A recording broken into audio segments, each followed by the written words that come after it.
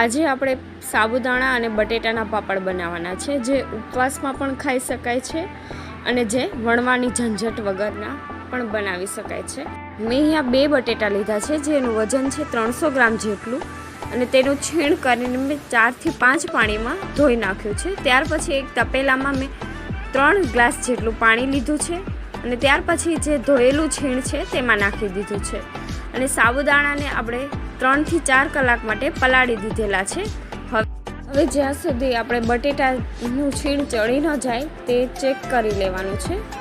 જો બટેટાનું છીણ ચડી ગયું છે તો હવે તેમાં પલાળેલા સાબુદાણા એડ કરી દઈશું અને બધાને સરખી રીતે મિક્સ કરી લઈશું। ત્યાર પછી તેનું બેટર થોડુંક થીક થવા લાગે છે અને સાબુદાણા એકદમ બટેટામાં ભળી જાય ત્યાં સુધી આપણે તેને ગરમ કરવાનું છે। ત્યાર પછી તેમાં 1 ચમચી મીઠું નાખવાનું છે,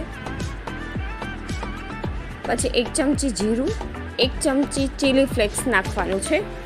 એ બધાને સરખી રીતે મિક્સ કરી લઈશું અને થોડીક વાર થવા દઈશું। ત્યાર પછી જો બેટર થઈ ગયું છે અને 10 મિનિટ માટે ઠરવા દઈશું। ત્યાર પછી બેટરને ચમચે વડે લઈ અને સરખી રીતે પાથરીને ગોળ ગોળ કરી લઈશું। ત્યાર પછી તડકામાં 1 દિવસ માટે સુકાવા દઈશું।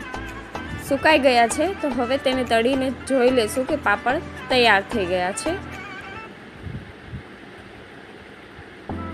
તો આવા સરસ મજાના પાપડ તમે ઉપવાસમાં પણ ખાઈ શકો।